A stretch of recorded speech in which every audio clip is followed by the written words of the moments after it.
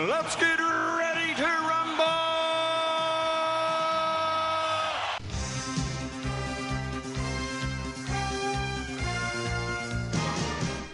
Hello and welcome to an emergency version of They Don't Make... Oh no, that's the wrong podcast.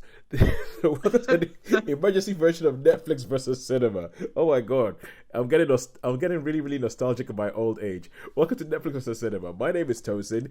I am the host, based up in Coventry in the Midlands near Coventry. For goodness sake. Joining me on the Isle of Wight are two people who have pretty much been bullied by me. I've called in all my birthday favors to pull you guys in on my birthday to talk to me about films. And this is Sharon. Hello. And Sean. Hiya. First of all, I want to say thank you very much for letting me bully you guys and play the birthday card and say, hey guys, go, you want to come in and we need to finish this date off, we need to finish this up. It's my birthday, you got to say yes. And we said yes. And we said yes. Yes. Thank you very much. And happy birthday. Why, thank you. Thank you very much. I'm not sure whether it's like anything...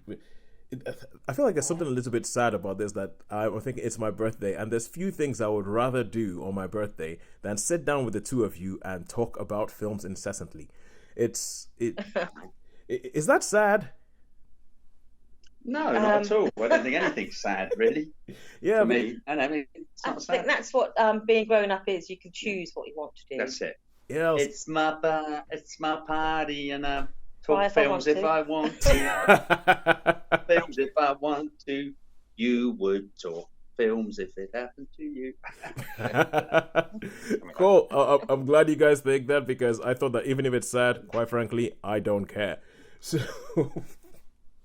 And you guys are in a new location today, aren't you?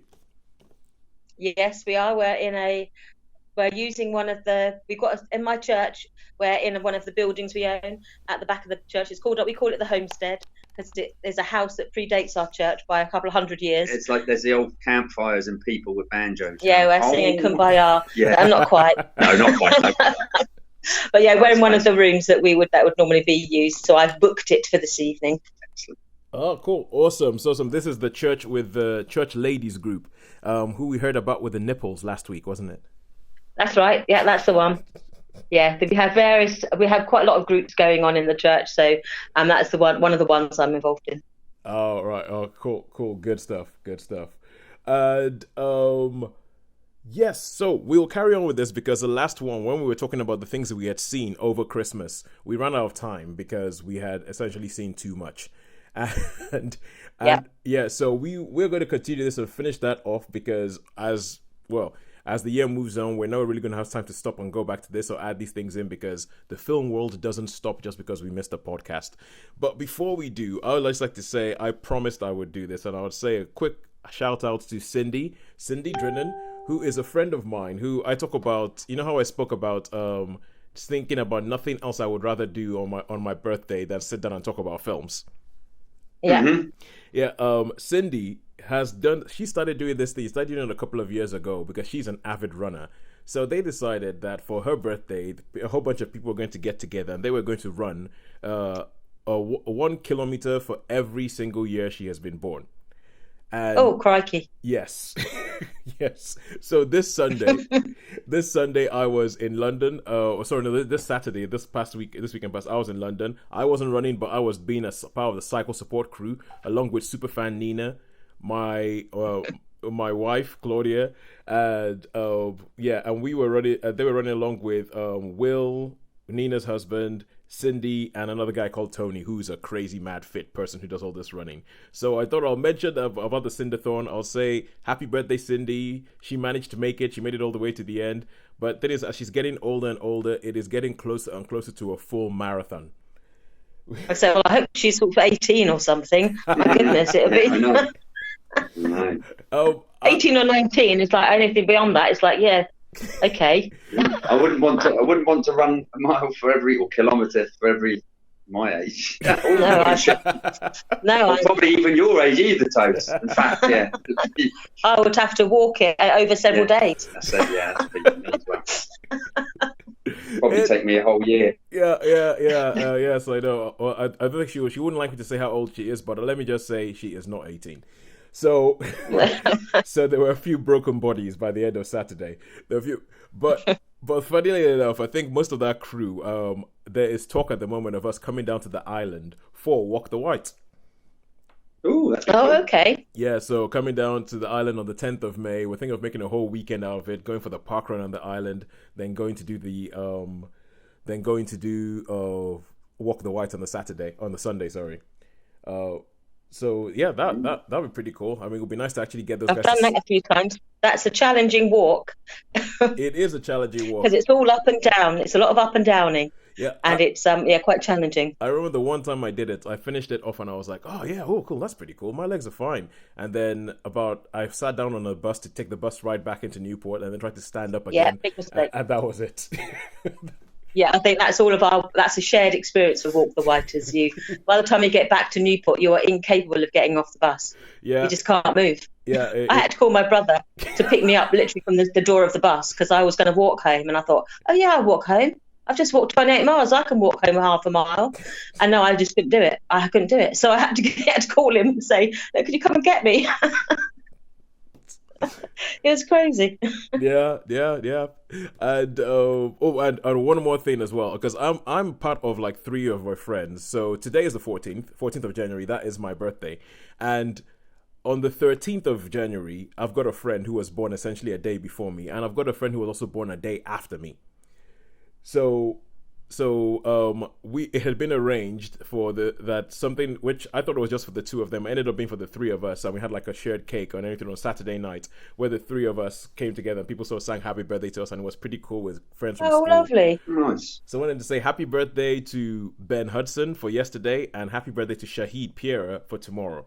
So yeah, it's also like all birthdayed out. I'm all nice and lovely. But what film-related stuff have you guys done for your birthday in the past? In the past, I've often done a meal and a film. So, because my birthday's in February, often it's a mixed bag because it's sort of slap bang when St. Valentine's Day is. Yeah. But I have done a sing along with Grease for my birthday party. Ooh. And Sean, you came to that one. I did. And I have done Pride and Prejudice and Zombies. That was one of the birthday films I did. So I like to sort of do I was a bit around of for both, that one. but yeah. You came to Pride and Prejudice and Zombies, yeah. I did. So I tried to do something of the sort. Well, for me, the big birthdays, obviously it's one this year, I've got a cousin, Glenn, and we were born on the same day. Oh, wow. And yes, oh, wow. So we've celebrated all the eventful birthdays like the 18th, the 21st. In fact, there's only been it's when I was on my travels, when I was away, that we haven't spent our birthdays together, or at least seen some each other. We've had some big parties. We've had some you just normally get a hall. So yeah, and there's going to be one in Bournemouth. So if you're about, and that's going to be on the 16th of May. So it's the week after Walk the White. Ooh. So because it's a big one, and it's a karaoke one because we love the karaoke. Right. So the last one we did was a karaoke one. But if you come, everybody has to do a song. Everyone has to sing. If you're invited, you have to pick a song, and they have to do a song. You are speaking my language, Sean. You have to, everybody. So it doesn't matter who you are, even if you never ever want to do or never done it in your life, you have to get up there. Sometimes you get up and do a bit of support. Someone will come up and support. But so that's like the deal. So yeah, film-wise, birthdays. What have I done? I'm sure I must have done. Well, I might have gone to see something like. Oh yeah, I did do a IMAX version of one birthday. I couldn't even remember the film because it was such a long time ago. But there was a little bunch of. I think it might have been. I can't remember because it was a drunken film. So I went out with some friends and all that. So I'm sure we did a film and we did a lot of other stuff that I don't really want to talk about. But partying and stuff. So yeah. So that was that one. Were you those guys in the cinema that everybody's like, oh my god, it's them? Yeah. Oh my god, no. Yeah, that's right. Yeah. Well, yeah, we were because it would have been like we went out for the day. But it was in Southampton actually. We went out for the day, and then we go. Oh, let's go to so we went to Pictures, and we went to the casino.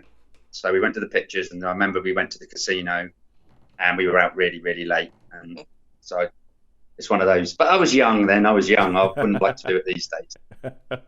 Young. I was a young man. Yeah. I couldn't do it now. I could probably go to about 10 o'clock, I suppose. I'll tell you what, 10 o'clock, go for a nap and then go for a midnight screening.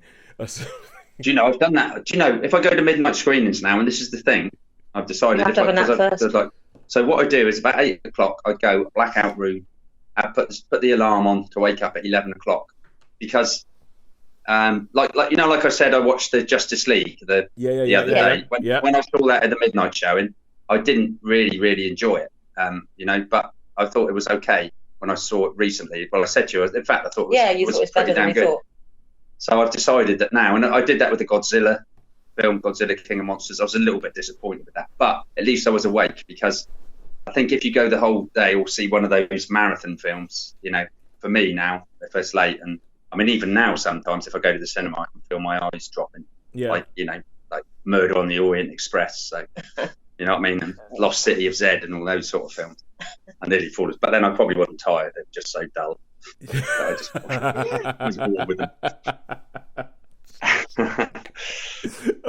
All right, cool. Oh dear, that's not bad. That's not good, is it?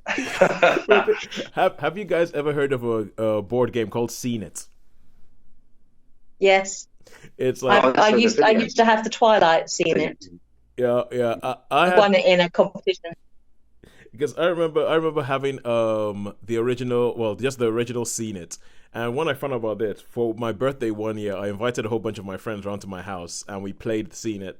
And it's gone down in legend because we played it a couple of times, and eventually they went, all right, that's it. Tosin's in a group on his own. Tosin is he's in a team on his own, and it was me versus everybody else, and everybody else was about 20 people or something like that. And they still talk about it today, how on the board game, they said I had to go around the board twice before I was allowed to finish, and I still did it and beat them all.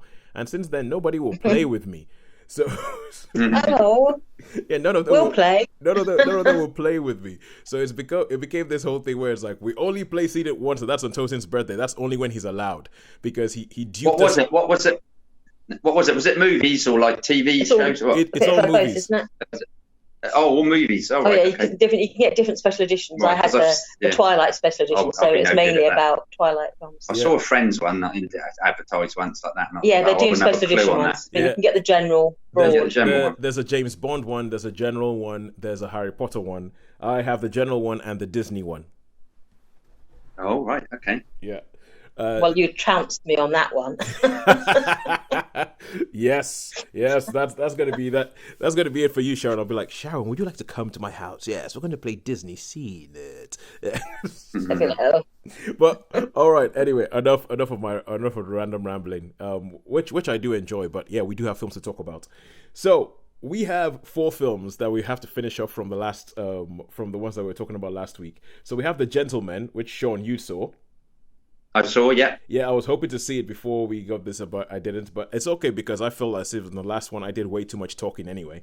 We did Spies in Disguise, which I've seen, and then on Netflix we have Virgin River, which Sharon you've seen. Yeah. And His Dark Materials, which I've seen. Oh man, it's me again. I've seen that as well. Oh, you see? It's you again. Yay! I've seen His Dark Materials as well. Yeah. Okay, cool. Yeah. Not just me. Oh, you managed to catch that. That's good then. All right. So cool. yeah, but we did go and see a film called Seabird, which we're going to do for this week's show. We're doing it this week's show, yeah. Oh, Seabird. On Thursday. So we have Seabird, yeah. Oh, all right, cool. That means we have 4 films this Thursday. Cool, no problem. Good. All right. So Sean, would you? That's another film that didn't come up here. I think it's. I don't know if it's going to be here for long, but no. It came out of nowhere. Yeah. But at least it was there. Yeah. Because I think I saw the poster of that somewhere, but it's not around in my. Oh, anyway, okay. I'm gonna sit down here and sulk and talk about how my local cinemas don't bring in everything, and you get more films on the Isle of Wight than you do in my local cinema. Well, Sean, you tell us about The Gentleman. Okay, The Gentleman. So this is Guy Ritchie film. So you can imagine what it's going to be like. It's going to be loads of like Cockney accents, Cockney geezers talking along. You know what I mean? Have some of that. So there's basically.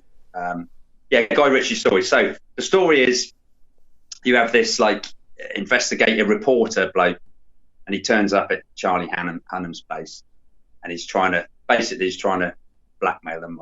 So with the story, so he's basically trying to blackmail him, really in a roundabout sort of way. Yeah. And the blackmailer, the reporter, is played by Hugh Grant. He's got he's like, and it's not a plummy accent, he's like, oh, he's like, oh, geezer. He's a Hugh Grant, the geezer. Yeah. Now Charlie Hunnam, I don't know. See, I don't rate him at all. He was very good in Sons of Anarchy. Was he? Yeah. He wasn't very good in Lost City of Z. Was it him in Lost City of Z? Yeah. Was he in Lost City of Z? It was him in Lost City of Z, yeah. What else has he been in? Tell me some other stuff. Triple Frontier. Yeah, that wasn't quite so good. Triple Frontier, yeah, he was one of the mercenaries. Triple Frontier, yeah. Did he get killed? Yeah, he probably did. No, anyway, he didn't. No? I think he was one of the ones who didn't get killed. Anyway, I'm going off on one of my tangents, the students really going to get me up. So, anyway, go back. So Charlie Hunnam, which I don't rate him. I'm sorry, I just can't rate him as an actor. So yeah, so it starts off. They're in Charlie Hunnam's place, a nice place, and they're just having a chat, and then it flips and flops a bit between different things that have gone on, and you get to see the story of Matthew McConaughey's character. Matthew McConaughey, who's like this kingpin that's come over to London, and he's got this big business, and he's trying to sell it, and you've got this Jewish guy, and you've got some other dudes that are all trying to, and it's all one of those ones that all bits and pieces, but then sort of starts to come together at the end. Well, yeah, so like the Guy Ritchie sort of template, the Guy Ritchie trope. That's it. Yeah, that's it exactly. So one character I really did like was Matthew McConaughey's wife. I couldn't tell you who the actress is. Michelle Dockery. But, Michelle Dockery. She was from Downton Abbey. Was she from Downton Abbey? Yeah. But she was totally not Downton Abbey. Well, I don't know what part. And she was in Godless as well, that miniseries, the Western miniseries. Oh, right, okay. I never saw that either, I don't think. So, yeah, so I mean, she was fantastic. She was really good. But then you've got all the geezers talking and shouting. There's a bit of violence, like there always is in these. Yeah. A few red herrings, a few things that you think have happened, but when it comes back, you haven't seen the whole thing, so you don't know what has happened. I mean, it's a good fun, Guy Ritchie film. Yeah, I would say. I mean, with Guy Ritchie, it's really, really funny because did he do Layer Cake? I mean, No. That wasn't Guy Ritchie. That was Matthew Vaughn. He did Lock, Stock. Yeah, I've seen Lock, Stock and Snatch. And then I mean, Sherlock Holmes. People love those movies. Now, I don't mind them, and they're okay movies, but I don't think they're. I get people say to me, "Oh, best British movie ever, Lock, Stock and Two Smoking Barrels." It's been emotional, and to me. It's all right. It's fun. It's all right. But Sherlock, he did the Robert Downey Jr. Sherlocks. The Robert Downey Jr. Sherlocks, did he? I haven't seen them. You have. Yes. So, Sean, you were saying something about Guy Ritchie. I actually want to hear what you're going to say about Guy Ritchie. Guy Ritchie movies. Was he married to Madonna at one time? Yeah. He was married to Madonna at one time. Yeah. So yeah, you were saying Guy Ritchie movies. People think that they're awesome, best British movie ever, but you think. Yeah, I think that none of them. I think they're overrated, Tosin. I think I mean some of these films I think are overrated. I mean it's an okay film. It's an okay film. I'm not going to say it's not bad. I was quite entertained. It was quite enjoyable, but nothing really new. I was expecting something new. Just typical Guy Ritchie. Geezers. You see, though, this is the thing, right? I always feel like a Guy Ritchie movie. I think a Guy Ritchie movie is at its best, and what I expect from a Guy Ritchie movie is kind of like sitting in a pub, probably an East End pub, and some guy sitting down there and telling you a yarn and telling you about, oh yeah, so I went over here and I did this thing and this thing happened, and Mickey Two Eyes, you know what he did, and I feel like that's what his films are like. They're like, a yarn that a friend tells you in a pub that you may have heard it 1,000 times before, but usually it's in the telling of it. So I don't expect anything groundbreaking, but as long as the telling is entertaining, I think it's a yarn. Yeah. It's not going to win an award. Yeah. It's not going to break the bank, but it will be an entertaining yarn. Oh yeah, but I must also one character I must mention is Colin Farrell. Yeah. Oh yeah. Because he's Right, yeah. he's Irish. He is. He's like an Irish. He's got like a He like boxing. really He is teaches Irish, boys isn't to he? box, right? So yeah, I know he is Irish, but he plays like he's got the old glasses up. He's like, oh my God, you know what I Yeah. mean? Proper, real broad Irish accent. And he runs a boxing club, and with a bunch of bunch of youngsters so there's you like little gang that do stuff, and obviously they make mistakes doing stuff, so that you get that little mistakey bit in there, and he has to he turns up and he goes, we're real sorry about my balls, you know what I mean? Yeah, in an Irish sort and of an way. Irish accent. I can't do an Irish accent for me, Shannon. How about So, you? yeah, Begorra. Oh, Michael. No, anyway, sorry, that's bad, and I shouldn't do stuff. That's what we do at work when we have. Sorry, yeah, I've only just finished work, so if I seem like I'm a bit spaced out, it's just that I've only just finished work and come straight here. So, Right. So in the end, how many stars would you give it? Three stars. Oh, 3 stars. Three stars for me, yeah. Yeah, but it's cool. It's fun, you know what I mean? It's a strong 3 stars. It's worth a watch, but it's nothing new. There's nothing new in there, but it's entertaining film, so 3 stars. Yeah. Didn't sort of give me the wow factor and think, oh, that was good. But some of the acting was absolutely good. Even Matthew McConaughey, but Charlie Hunnam wasn't. He was flat and wooden. Sorry for the Charlie Hunnam fans there. No, I've got to be honest with you, Sean. I do share a little bit of that when it comes to Charlie Hunnam. It's like I haven't seen Sons of Anarchy, but from everything I've heard, Sons of Anarchy is where he was at his absolute best. Because everybody always says Sons of Anarchy, but everything else I've seen him in, I've kind of felt I don't really buy it, because I think he was in Queer as Folk. He was in the original Queer as Folk. Yeah, he was. Yeah. And he did, I think, an early version of, is it not David Copperfield, the other one, Nicholas Nickleby, I think he did. Yeah. Sharon, you've had a bit of a funny look. You obviously quite like him. I quite like him, yeah. I thought you would. Yeah, I can see. It's that rock. It's that secret pleasure Rocky look that Sharon's got. Yes, I have that. Yeah, he has a twinkle, I think. There you go. Okay. There's his appeal. Okay, so his appeal. So Sharon, okay, here it is. Charlie Hunnam beard, Charlie Hunnam no beard. Which one does it for you? Oh, actually, I think he suits a beard. Yeah. I think he can wear a beard quite well. He does have a well-turned ankle. I can't deny it. Oh, bless you. I could see your face as we were talking about Maxine Chan's face. Why are you so mean about him? Yeah, why are you so mean? He's a little cutie. I tell you what, I went to see it with Jennifer, and she was exactly the same. She thought he was really, really nice looking. So yeah, he is. So Can't deny it. So. Yeah. The thing is, I'm still waiting for something that I watch him in that makes me go, oh, now I get it. A bit like how when I said with Marriage Story, when I saw Adam Driver, I was like, now I get it. But before that, and also the other thing I'll say is that it's actually quite nice to hear that Colin Farrell gets to be Irish, because it's been ages. He's often American. It's been absolutely ages since he's gotten to be Irish in anything, and I think the last time I saw him being Irish on screen was Ballykiss. No, Ballykiss Angel. There was an episode of Scrubs. In which he was Irish. And it was in Scrubs. Yeah, it's Lothario, wasn't he? He was. Kissed all the girls, basically. Yeah, but before that, the last time I seen him being Irish was in Ballykiss Angel, which was the first time I ever saw him. So yes. So all right, we now go over to the Netflix thing, and we are going to talk Virgin River. Now, Sharon, you have seen this. Yes, this is again one of those new series that kept popping up, so you can't actually get through to anything else unless you either sit through the trailer or you watch it. So I thought, I'm going to give in and watch it. And it wasn't actually as bad as I thought it was going to be.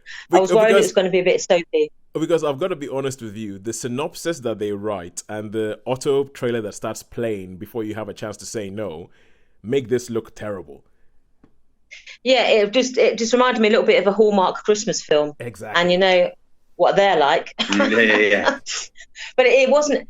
It's of its type, and I mean, I have to say, I'll just tell you what it's about. Basically, a woman who's a nurse practitioner from Los Angeles, for reasons that aren't disclosed at the beginning of the series, decides that she's going to take a break from city life and move into the country. So she gets a job as a nurse practitioner in a rural community in Northern California, which to me looked like which is a Western town. They were like driving trucks and wearing cowboy hats and stuff. You don't know which Northern, or was it a fictional? Was it a fictional? Northern, it's Virgin River is the name of the town. Oh, right, okay. So it's Northern California. So it's not quite sequoias, but it's that sort of, it's very rural, and they have like ranches, and it's all like quite a Western feel about it. Sonoma and all that. It's lovely there. Northern California, actually. It's one of my favourite. But it couldn't be more removed from socially or sociologically from economically, I meant to say, from Los Angeles. So it's a completely different. So she wanted to get away from her, and as the series develops, I think it's something like 8 or 10 episodes. You see in flashback why she's left her old life, and the reasons why she's trying to find a new life in Virgin River. So basically, it's very episodic, but there's the odd theme running through it. And one of the themes, there's a bit of a sort of, there's like drama of the week, where one week it's like an abandoned baby, one week it's like a power cut, and another week there's a cannabis plantation that's run on like an industrial scale quite nearby, an illegal cannabis plantation, which there's an element of like crime in there. So, but it is basically about her and the unfolding story of her life and why she's decided to say goodbye to her family, her friends, and move into this rural community. Yeah. And then there's a bit of romance in there, and there's a bit of jeopardy in there, as you're thinking, well, hang on a minute, as you sort of try to piece together what's happening in flashback and then what's happening in the present. Yeah. So it's very much it's of a type, that city woman moves to the country and falls in love with a country boy. And again, he isn't as quiet as you see him. He's like a veteran of Iraq and Afghanistan, so he has issues, and the people he employs are ex-veterans as well. So there's elements to it, but it is basically like a better quality version of a Hallmark film. Yeah, there's not a lot of jeopardy in there. There was a TV show called Men in Trees with Anne Hedge, which seems to have the exact same premise, only that it's Alaska instead of Northern California. Yes, I think there is. I've read books about this sort of thing where women sort of, I think it's the old Alaska Men type thing going back to the 80s, where city women sort of escape to the country and find like a real man. You've lost your eyes then, Sharon. But I think it's one of those. It's a fantasy, isn't it? It's a fantasy trope that I think Americans are particularly fond of. Is it a romance? There is romance in it, but I wouldn't say it was only a romance. It is about her finding herself again, having no Twin Peaks drama in the background. No, there's nothing sort of supernatural there or creepy. So yeah, it's entertaining for what it was worth. I must admit, I tended to have something on hand when I was watching it. It didn't entirely grip my attention. Yeah. So I tended to pick up a bit of sewing or knitting, or I had my book in one hand. So if it got a bit quiet, I'd try to read a bit of my book at the same time. So it's that sort of thing. It's entertaining, but it's not engrossing, and it's not compulsive viewing. Yeah. But it's harmless for all of that. So sometimes you want harmless television every now and then. You do. So I would say, it's if you want harmless, easy to watch view with the odd moments of drama, then yes, it's perfectly acceptable. I would give it though a 3-star. I don't think it would weigh any more than that. But yeah, it is what it says on the tin, really. I don't think anyone who watches it will have any shocks or surprises. Or you don't think anybody's going to be watching it going, hang on a second, I was expecting Ibsen. What is this? Yes, yeah, what is this? No. Well, yes, and there's not hardly any rivers in it. So, but no, it's not. But there's no fishing. But no, it's yes, for all it is, it's. I think I don't think you'll be in for any major surprises if you watched it. Yeah, it's a reasonable cast, well acted, for this time. I mean, you can spot a mile away what's going to happen. It's like going, oh yeah, he's going to be her sort of fella, and he's going to start off grumpy, but then he'll warm up to her later on, and then there's characters, so it's. Does he have a decoy fellow as well? Yes, sort of, yes, where you get a bit of a red herring. To be honest with you, it reminded me a little bit of Dr. Quinn Medicine Woman, but set in present day and like brought up to date. But it has that sort of vibe about it, a fish out of water who then becomes, goes native almost. So it's that That's mixing metaphors quite dreadfully, but it is that sort of thing.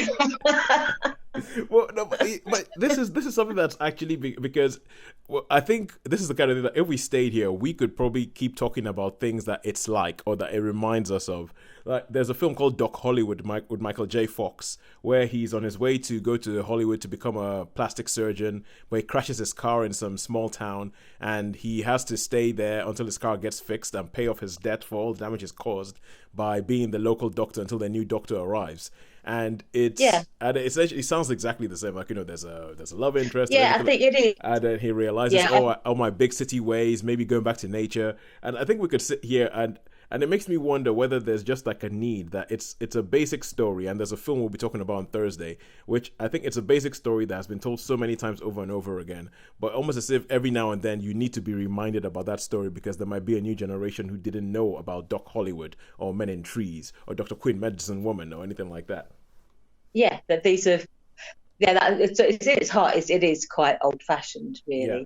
But yeah, there's obviously a need for that. I suppose where there's more and more people who live in urban environments who don't have that village community, who don't have that small town life where they get to know everyone and there's no secrets and there's, it's only a step away from a lovely scenic view. I mean, we have that on the Isle of Wight, so it's not something that we aspire to. But I think people do aspire to these things, yeah.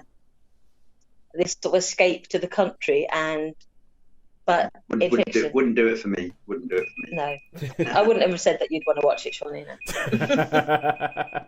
And especially now, I mean, Sean, as you have said, that there's just so much other stuff to watch that it's a bit sad because it means that it stops you sort of taking chances on something that you might end up liking because you're kind of like you end up watching something that has more of a chance of you being interested in it. But hey, so 3 stars for Virgin River. Yes. 3 stars for Virgin River. I felt like there was something else I was going to talk about, but never mind. If I can't remember, it cannot have been that important. Now, that was Sharon. You have spoken about a show before called The Detectorist, haven't you? Oh yeah, I love that film, that program, love it. All right, cool, yeah, because superfan Nina's husband Will was talking to me about it, and he was just raving. And Will doesn't watch much, but what he watches, he likes. And he was kind of like The Detectorist. Oh my god, it's so good, and he couldn't quite put it into words. But I thought that that might be something I might have to start watching. All right. Oh, I would recommend it entirely. I think it's the best British television program that's been made in the last decade, easily. Oh, wow. It's great. It's absolutely fantastic. I mean, I will see clips of it and I will start laughing in anticipation of a bit that's coming up. And often it's just one scene or one look, and I'm just falling about. Is it comedy?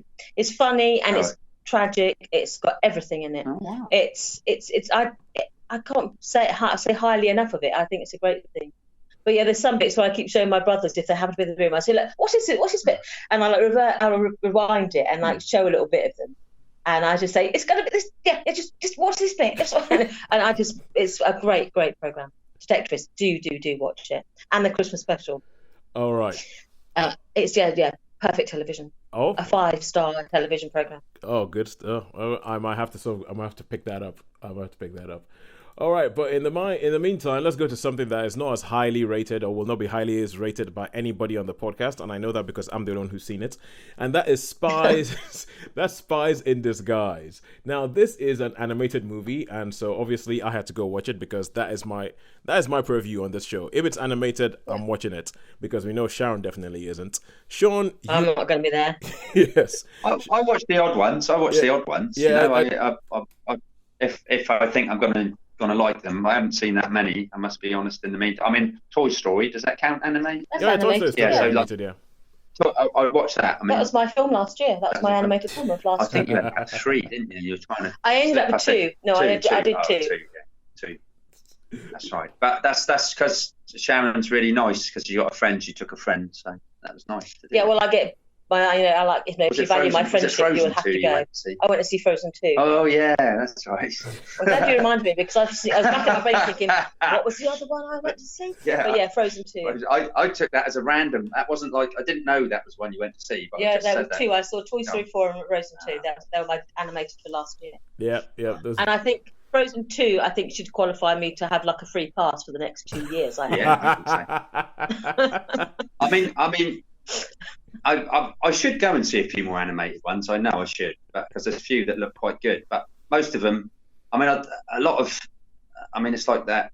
It seems really pointy, what I call pointy animation, like skinny, like that Minions thing with that Gru and all that. And yeah. You know what I mean? That's really all pointy noses and squares and points. I get the eyes do me. They're just these huge, abnormally weird eyes. With the Frozen characters, the only thing I'm really distracted by thinking, those eyes, if that was a real person, their eyes would be like 2/3 of their face. Yeah, that's it. It would be terrifying. They would. But it's like the Spies in Disguise, the ones you've seen. I saw the picture for it when I see what times are at the cinema, and obviously they got the little posters. Yeah. Unfortunately, I was busy whenever that was on. And he looks like a smaller version of the vampire in Hotel Transylvania. Yeah, that one. They look. Is it the same animators? I assume it's probably the same animators. No, this. I think this is DreamWorks. I think it's DreamWorks and. Oh wait. Okay. Yeah, I actually don't know. But okay, yeah, Spies in Disguise. All right. Oh, Sharon, rest to be assured. You know, every now and then there's an animated movie that I try very hard to get you to go see it because I'm like, you will like it. Yes. Once you see past the animation, trust me, you will like it. This is not going to be one of those. Okay. I mean, this is an animated movie that I think I like this. I mean, I do like it, but it's not one I'm going to be trying to get you to go watch because it's not groundbreaking or anything like that. And the basic premise of it is that essentially, imagine if somebody told you Will Smith is James Bond. So Will Smith is this top secret agent who like everybody like, you know, I think it's comes like Lance Sterling or something. Everybody goes, oh my God, Lance Sterling. And he's like, you know, particularly suave, does all of his missions in a tuxedo. And he's just kind of like, you know, the best agent in this place. You meet him at the beginning of the film and he is doing like, you know, the pre-credits Bond mission. He's doing one of those. Yeah, pretty much. I mean, it is. He is so Bond, and they make absolutely no bones over the fact that we are doing a pastiche of Bond, only that he's American, and he has all the gadgets and all that kind of stuff. He's all sort of like cool. But there's a bit where he throws one of his gadgets out, and instead of it exploding, it shows up a hologram of a massive kitten face, and all the bad guys are like, oh. And he goes, what? And then he beats them up, gets out of there. Then he gets back to his place and he's like, right, who did this? Who's been messing with my gadgets? Who's messing with my stuff? And he gets introduced to this essentially, you know, those fish, not the fish out of water, but the odd one out, the geek. So this is a place full of geeks, and this one is the weird one. He's the weird one who he has this whole idea about we want to use our gadgets for peace instead of trying to just sort of blow people up. Why can't you try and use the guys to bring people together? He gets fired. But then Will Smith's character gets framed for stealing the very thing that he was supposed to prevent being stolen. So when he gets framed, it becomes one of these things where you have the good guy and the good guy has to go on the run because everybody's all around him. Everybody comes around the good guy and the internal affairs guys are chasing him down all across the world. But so far, you might have noticed a whole bunch of different spy tropes. And sounds like it. Yeah, but where this goes different is that Tom Holland's character, whose name I cannot remember, I think it's Alex, he's been working on weird things at home, and he's worked on something which he says, I can make you disappear. So Will Smith goes to his house and is like, I need to disappear, and he's like, oh yeah, well, this is the technology, and he has something in his hand, and Will Smith just grabs it without thinking and just drinks it. Oh, not Will Smith, but the Will Smith character, Lance Sterling, and he drinks it, and the thing that he's been working on to make people disappear turns him into a pigeon. And okay. Yes, and this is where the film diverges. I wasn't seeing that coming. Exactly. This is where the film diverges. Because he's like, think about it. Pigeons are everywhere. Nobody pays any attention to pigeons whatsoever. And so if you're a pigeon and you're a spy, it's the perfect disguise. So here's the Spies in Disguise stuff. And then there you go. From that point on, it becomes like, okay, let's try and do a spy movie. But imagine if James Bond was a pigeon. And imagine if James Bond was trying to do all the James Bond stuff that he usually does, but as a pigeon. How would that work? And so there's a lot of fun to be had, because this film, the people who made this film know the spy genre inside and out. They know James Bond inside and out, and they just have a whole bunch of absurd fun with thinking, imagine if that was a pigeon in that scene. Imagine if a pigeon had to drive a car. Imagine it. And it's at the heart of the whole thing, you know that there's going to be a moral in there about, like, you know, because at the beginning, the Lance Sterling character is like, no, I work alone. Nobody works with me. Go away, and all that kind of stuff. You know where that's going. You know, if he says he's going to work alone at the beginning, you know what's going to happen at the end.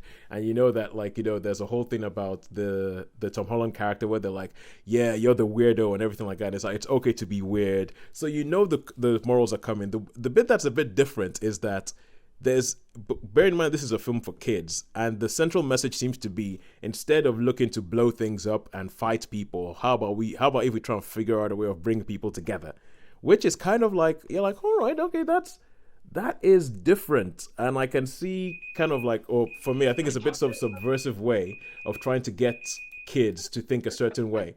Like there's some stuff about gluten-free in there and all that kind of stuff, but you can see how it's possible that they're beginning to sort of, you could see it as indoctrination of kids or anything like that. Yeah. But I mean, all kids films do that, and I just think that this one is a little bit different. It's a little bit, you know exactly where it's going, you know how things are going to go. But I feel like some of the action sequences are actually genuinely fun. They're genuinely fun to watch. There's some, as you can imagine, in a film. How many stars are you going to give it then, Tosin? I'm going to give it 3. But as you can imagine, in a film in which a spy gets turned into a pigeon, there's some really, really weird things, and there's some different scenes in it, and I quite like it. But I'll give it a 3. But it is a good 3. Got some highlights. Okay. It's got some highlights, but it is a good 3. All right, and now we get on to the final thing for this particular emergency podcast, and that is His Dark Materials. Sharon, do you want to take it away and tell us about His Dark Materials? Yeah, it's based on a book that I haven't read, by Philip Pullman, in which there are seemingly, I don't think this is a spoiler, but there are parallel worlds. Yeah. And they're like layered. These different worlds and different realities are sort of layered one on top of the other. And we go into one world where everyone has a familiar that's called like a demon, and that's like there's like an animal companion. Yeah. So the main character in me, and it's when you sort of hit sort of puberty, I suppose, your familiar sort of takes on a permanent form. Yes. But up until that point, it can transform itself. So it may start off as a mouse and then become a rabbit and then become a dog. I don't know what the rules of the game are because I don't know. I haven't read the books. But your familiar doesn't choose its own form, or it doesn't settle on a form until they both sort of hit that, like, have their like a bar mitzvah type thing where they're recognised as being an adult. Yeah.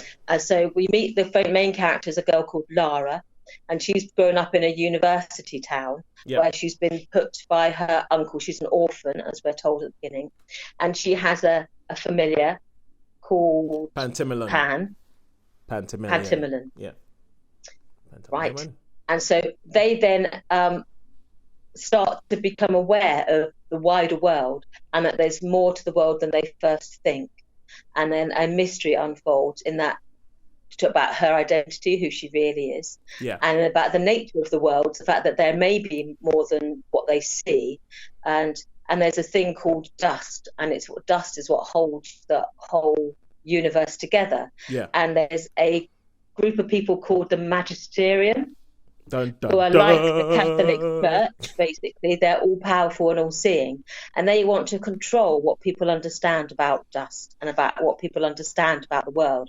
So any suggestion that you may know of more than you think, they come down upon you like a ton of bricks. So they're the Magisterium, and they're almost like the Inquisition in that they are scary and powerful, and they have certain rights to go into certain places, regardless of your status or your role in life. So she's aware of this Magisterium and the world at large, but she overhears a conversation about dust, and so she becomes a bit curious about that. And at the same time, small children start to disappear from the gypsy community and from her university town, and so they're aware that they're these child snatchers. And as the story goes on, all these different elements begin to sort of combine. Her seeking her identity, one of her pals is kidnapped, so trying to find him, and also trying to work out what it is all about. Roger, where's Roger? And to find out about what dust is. And so as the series goes on, you begin to get some questions, but then some answers as well. Mm-hmm. So yes, it's a world building It's quite series. Yeah, it's quite a densely packed world. So okay, so Sharon, you said you've never read the books. I've read the original trilogy. I've read all of them, and I watched this as well. But could you you've made no secret of the fact that you're a Christian. I mean, you're sat in your church right now. Did that have anything to do with you never reading the books? No, I'm aware that he's an atheist, and I'm aware that he's one of these. That's Philip Pullman, the original author. Philip Pullman, the author, and I'm aware that he wanted to basically write a book to challenge the sort of dominance of like the Narnia Chronicles for children. So he wanted to write his version of the Narnia Chronicles. And so he's made no bones of the fact that he regards the church and Christianity as being a bit ridiculous. Yeah. I've got no problem with that. He's allowed to think that Christianity is ridiculous and the church is a nonsense because, in some ways the church can be ridiculous. I don't think Christianity is because obviously I believe it. Yeah. But so I have no objection per se to the books. I just haven't read them because, again, it sort of fits in with that strand of children's books that I was too old to read them as a child and they weren't something I was going to read for my own benefit as an adult. But I haven't read any of the Harry Potters for the same reason. So are they young? It's for young people. They're aimed at young people. They're not aimed at children. I think they're more aimed at teenagers. The YA sort of market. Would you say? Yeah. I would say so. I mean, there's some stuff in there that's that it goes into some sort of philosophical and dark places. So I think it's more for people who are around by that age where they're beginning to question the world. Yeah. Gotcha. I was going to say, it's pretty much what Lyra does. Not to the same degree. Not to the same degree. But she does question the world around her, but not to the same degree. But no, I haven't not read it for any particular moral reasons. Okay, so what did you think of the TV show then? Well, I thought it was very good. I mean, the world building took me a little while to get on top of because it was completely new to me. So part of me was thinking, I'm not entirely sure I understand all the nuances of what's going on. And obviously, there's a sort of trail of breadcrumbs that probably lead me somewhere that I was completely unaware of. And so a few things I'm thinking, I think this is probably significant, but I don't really know why. Yeah. So I was in my head, I was thinking I need to remember some of this stuff, but because it's probably going to be significant later. Yeah. But apart from that, I thought this was very well done, very well acted. All the casting seemed to be spot on. They created this world that's like ours, but they're not. Very well.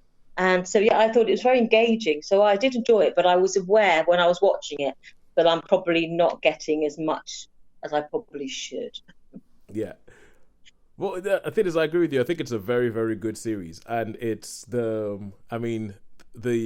some nuances that they put in there, especially when they do the demons, which are essentially their souls. Like the way that they do, like the way they interact with their souls and what it tells you about the person. I'm like, I just thought I think if you read the books, there's a lot more depth to them. But if you haven't read the books, they've done a very good job of having like this world and building it and drawing you in. And for anybody who has read the books and is watching it and thinking, hang on a second, I don't remember that in the books. That is because they have actually, they've included elements from definitely the second book in this, because this is largely an adaptation of the first story. It ends in the same place. It roughly starts in the same place as the first story, but they have elements in it in which they start bringing in things from there's characters in this who do not show up until the second book. But I think that they did a very good job of actually adapting it, because as you can imagine, they've tried it before in a film. The film flopped because they tried to remove all of the things that made it really, really important, like made it good and important. But I really, really enjoyed it. I thought it was really good. And my wife, who is a massive Philip Pullman fan, she just loved it. She was like, oh my God, this is so good. And all I can say is, oh, Roger. The kid who played Roger, Llewyn Lloyd, is awesome. I think the casting is awesome. I think everybody, James McAvoy, Ruth Wilson, Daphne Keane is a bit iffy sometimes as Lyra. But generally speaking, I thought that the casting was spot on. And the effects are amazing for a TV show. I think best effects. They've obviously put the money into it to make it. Yeah. The production values just through the sky. Yeah, best effects since Game of Thrones. So how many stars would you give it? I would give it a 4. I think it was very well done. It was entertaining television, and yeah, I thought it was very well done indeed. So yeah, I'd give it a 4. Yep, I would agree with you. I think it's a 4 for me. It's a 4 for me. But speaking about the special effects being the best since Game of Thrones, this is a joint thing between the BBC and HBO. So it kind of makes sense because they make Game of Thrones. So yeah. Yeah. All right, cool. So it seems like thank you very much. We finished our emergency pod, and it seems like this second half was better. Well, if I looked at what we spoke about last week and combined it with this, it seems that we had one particular round that was a bit of a stinker, which was the Cats versus Six Underground round. Yeah. Oh, good lord. That's been a good lord, yeah. But anyway, okay. But with this week, with everything, it's been pretty even, and I think it's pretty easy seeing who's won this week. But I'm still gonna ask, who do you guys think has won this week? I think TV and Netflix and Friends have won this week. Yeah. Netflix, yeah. Oh, excuse me. Yeah, it is Netflix and Friends and it's simply by dint of the fact that his Dark Materials is the only thing this week or this time round that we have given a 4. Everything else was a 3. So all in all, not a bad week. Go watch any of these things. Bad week. Yeah. Go watch any of these things. You will have fun. But yeah, his Dark Materials, I think it is particularly quite good. And I think they ended it in the right place. So you come back and see season 2, which is going to get even convoluted. I'm going to be interested to see what they do with season 3, because the third book goes gonzo. It goes mad. The third book. I mean, I remember reading. I remember scenes from the third book, and I'm like, am I remembering that right? And I go, Claude, did this actually happen, or am I just making that up? Did I just have a bad dream? She was like, no, that happens. so yeah, it's pretty good. So I think all that's left to say is thank you very much to the both of you. Thank you very much for allowing yourselves to be bullied on my birthday. And we will say You're yes. welcome. Thank Happy you, birthday. and have a good rest of your day. Have a good rest of the day. Whatever that I turns will do. into. I will do. Thank you very much. And all that's left to say is a goodbye from me. Goodbye from me. And a goodbye from me. We will see you guys soon. Thank you.